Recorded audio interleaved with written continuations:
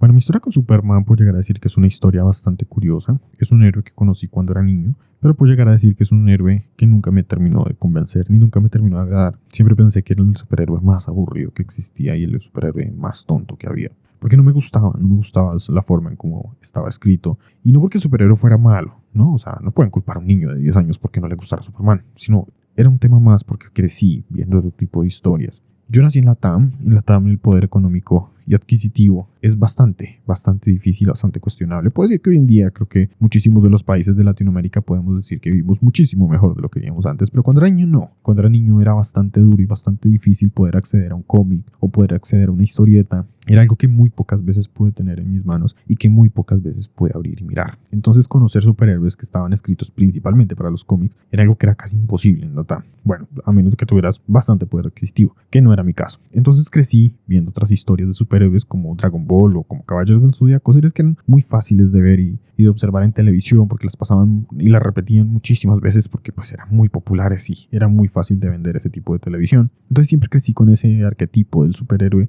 que tenía que enfrentarse en batallas muy duras y muy fuertes para lograr vencer a sus enemigos, como Goku. Creo que la saga más mítica de Goku siempre va a ser la saga de Namek, cuando se enfrenta a Freezer y finalmente lo vence convirtiéndose en el Super Saiyajin. Y a pesar de eso, ni siquiera al final Goku sobrevivió. Es la idea que nos dan en ese momento de que Goku realmente no sobrevivió y que murió al final, a pesar de que logró vencer a Freezer. De hecho que bueno, más adelante obviamente no es así, pero eso no importa. El hecho es que a nosotros nos concibieron esa idea cuando éramos niños de que el héroe tenía que ser así, un héroe duro, que tenía que enfrentarse a momentos difíciles, y eso es algo que nunca pude ver en Superman. Superman siempre fue ese héroe que era perfecto, que no se equivocaba, que tenía todos los poderes absolutos habidos y por haber, y que no que tenía que esforzarse, y eso para mí era algo aburrido. Las historias de él nunca me parecieron realmente interesantes y nunca pude conectar con ellas cuando fui niño. Ahora de adulto puedo decir que tengo una visión completamente diferente, pero eso es parte de otra historia que vamos a hablar más adelante. El hecho es que como niño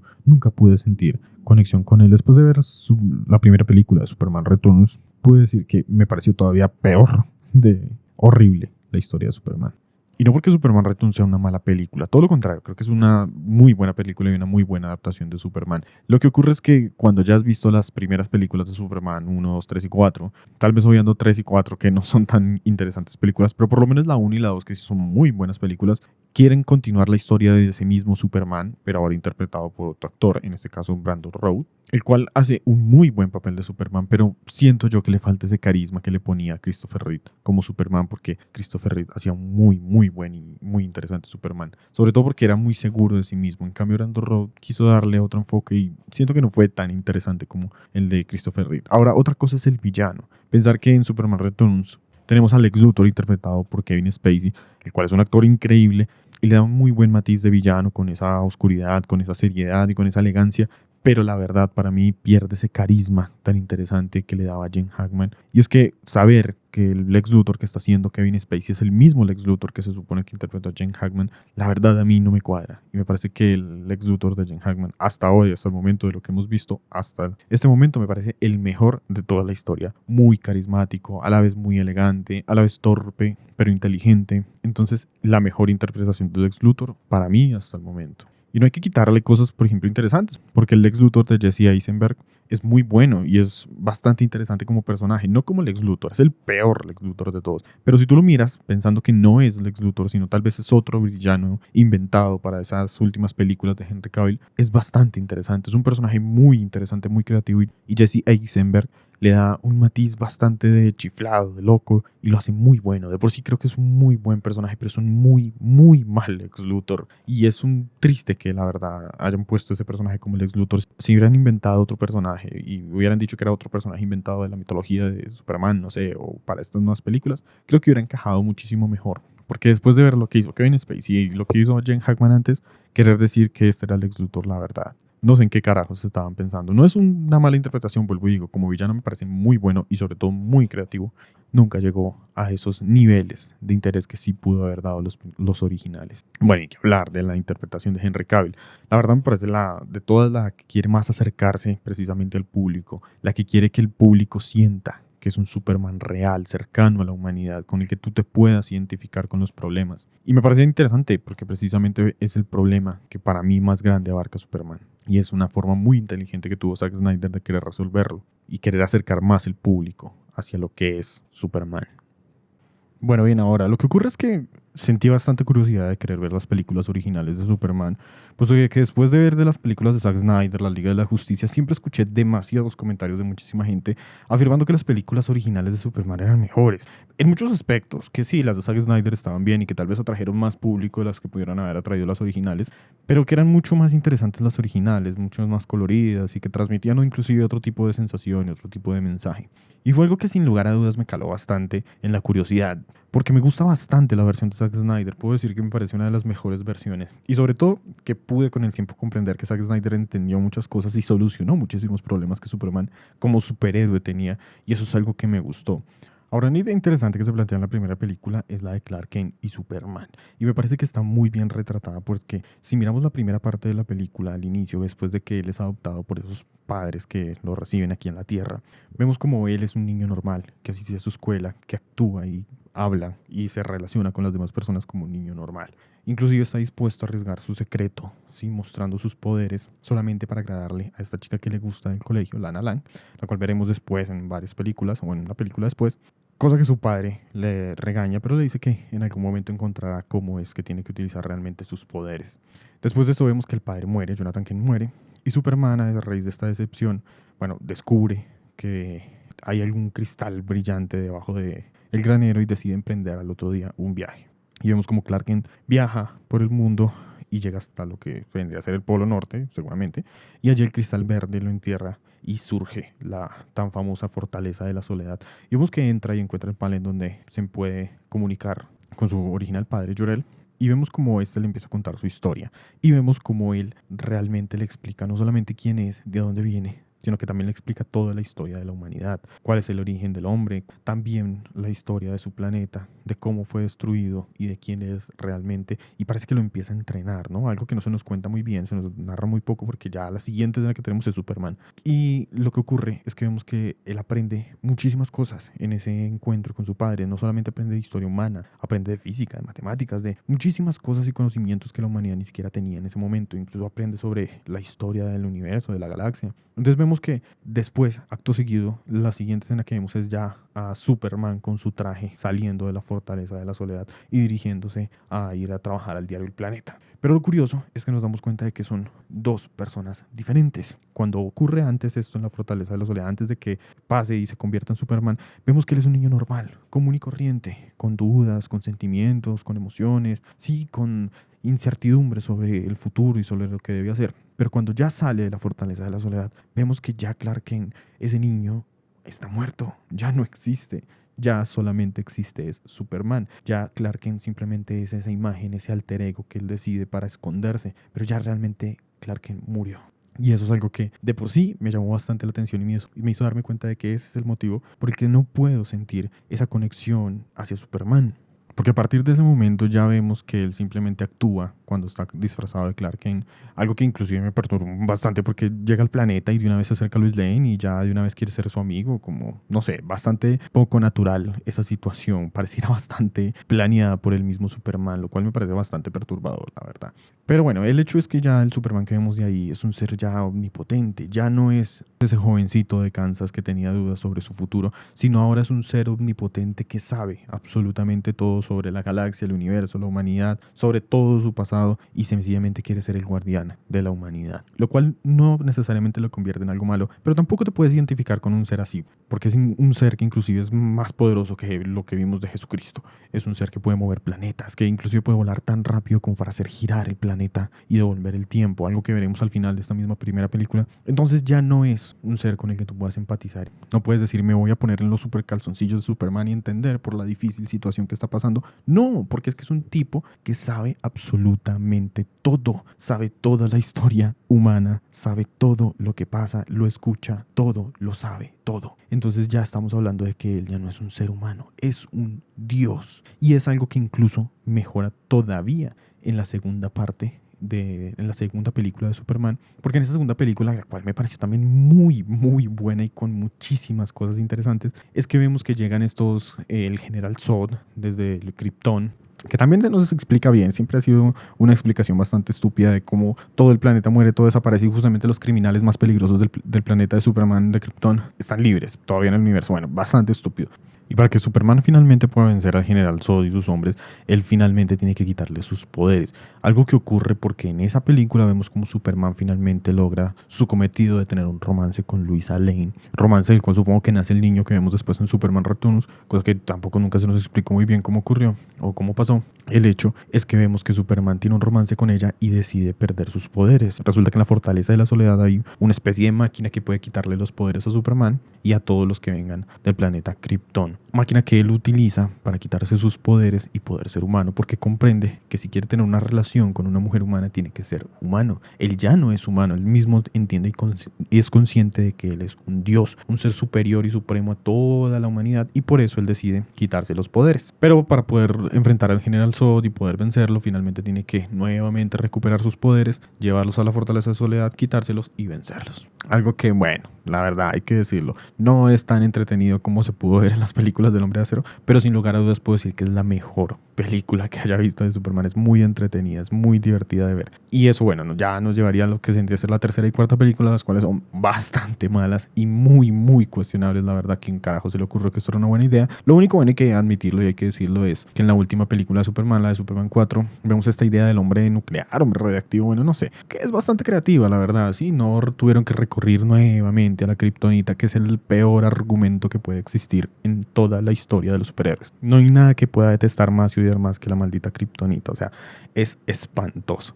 Ahora, en la siguiente película que vendría a ser parte de esta, que es Superman Returns, vemos el Superman que llega y vemos que esta película quiere tomar una perspectiva más cercana a la humanidad, ¿sí? Vemos un Superman que de pronto no es tan entretenido como el que vimos de Christopher Reeve. La película es un poco más apagada.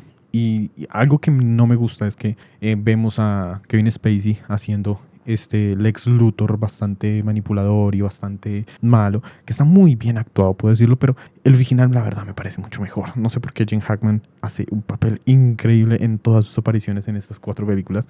Veremos qué trae la nueva película de Superman. El hecho es que en Superman Returns vemos un Superman muchísimo más cercano, muchísimo más apagado, queriendo como acercarse más a esa parte de la humanidad, pero aún no puede hacerlo. No puedes tú empatizar con un ser tan absolutamente poderoso como lo es Superman. Lo cual nos lleva finalmente a las últimas películas que vendrán a ser las de Zack Snyder, las cuales él quiso solucionar estos problemas que precisamente tenían las anteriores, y era que no podías empatizar con un ser como Superman, y quiso darle una perspectiva más de ser humano. Por eso es que lo vemos luchando en esa plataforma petrolífera, así, queriendo salvar a los seres humanos. Vemos como Superman va luchando para llegar hasta el Polo Norte. Vemos que no es un camino fácil, vemos que cuesta, tiene que enfrentar bastantes desafíos, que a veces no puede ni siquiera vencer solamente con fuerza, sino que tiene que ser humano. Y eso es algo que para mí comprendió muy bien Zack Snyder, y por eso creo que es el Superman que más gente llamó, porque es con el que más te puedes tú identificar, con el que más te puedes acercar. A pesar de que es muy fuerte, a pesar de que es muy poderoso, igual tiene todavía problemas y dificultades emocionales que tiene que enfrentar. Y eso es algo que hizo para mí muy bien Zack Snyder. Y sobre todo resolvió el problema más grande de la forma más absurda y chistosa que yo podría decir alguna vez, y fue matar a Superman. Porque si no mataba a Superman, la película que seguía de la Liga de la Justicia sencillamente no tendría ningún maldito sentido. No podría ocurrir. Al final de la Liga de la Justicia, cuando vemos cómo Superman enfrenta a Steppenwolf, vemos a lo absolutamente poderoso y absurdamente fuerte que es. Sencillamente,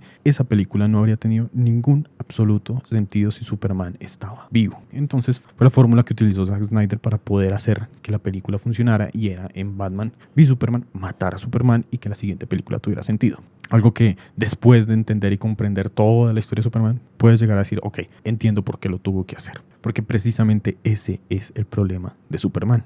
Es tan absolutamente poderoso y es tan absolutamente increíble que ya las películas con él en la actualidad pierden sentido. No puedes tener un superhéroe que pueda hacer absolutamente todo en un mundo lleno de superhéroes. Vemos en un momentico como la Liga de la Justicia intentó detener a Superman y no pudieron hacer absolutamente nada. Toda la Liga de la Justicia solo contra Superman no pueden hacerle nada.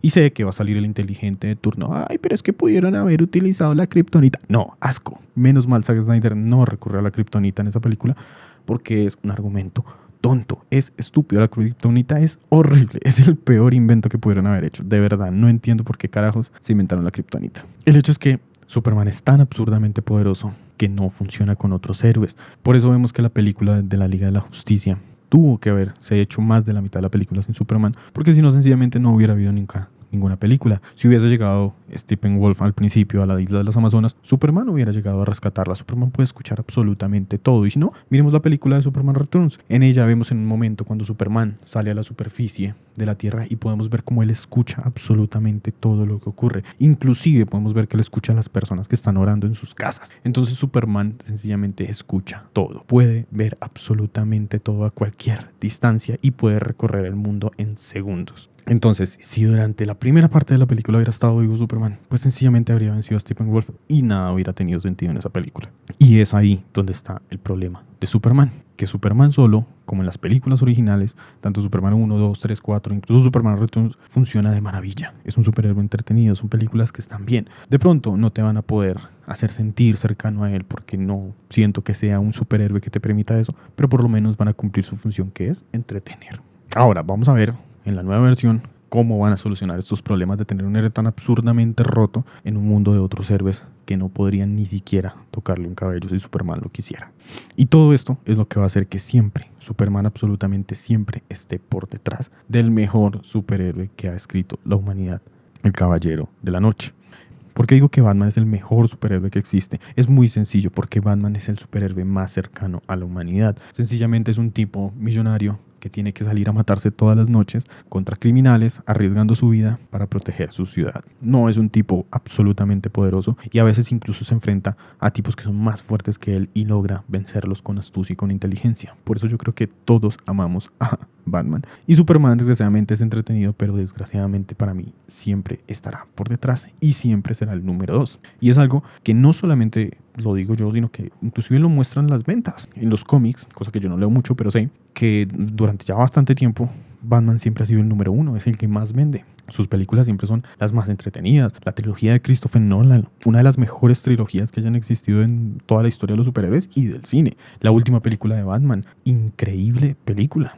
Y una gran actuación de Robert Pattinson, el que ni siquiera yo creía que pudiera ser un buen Batman, pero lo hizo increíble. Yo creo que ya muchísima gente estamos esperando que se haga una secuela de esa película porque fue maravillosa. Entonces, retomando el tema original, Superman es un superhéroe que difícilmente va a poder compaginar con la humanidad. Por eso es que es tan fácil hacer que Superman se vuelva malo. Por eso muchos de los superhéroes que hemos visto en los últimos años han sido copias de Superman malvados. Dígase Omni-Man en Invencible o Homelander en The Voice. Incluso hasta Titán en Megamente era una idea de un Superman malvado.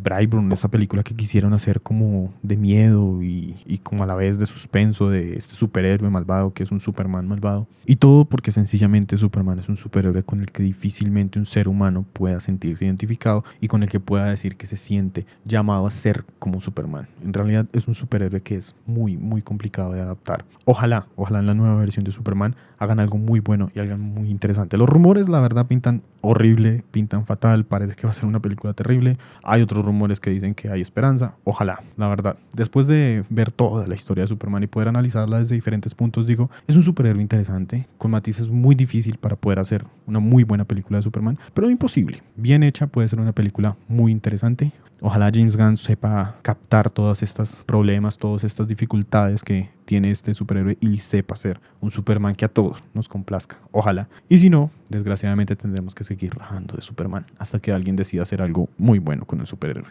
A modo de conclusión, después de este largo viaje viendo las películas de Superman, les puedo decir que es uno de los superhéroes que pasé de odiar a respetar bastante. Creo que sus películas individuales son la mejor versión de Superman porque no tiene que limitar sus poderes, no tiene que limitar su fuerza, sino que puede actuar con completa libertad y eso lo hace ver muchísimo más entretenido que en sus otras versiones. Por eso creo que el mejor enfrentamiento que tiene Superman, tanto en sus versiones antiguas como en las versiones actuales, es contra el General Zod.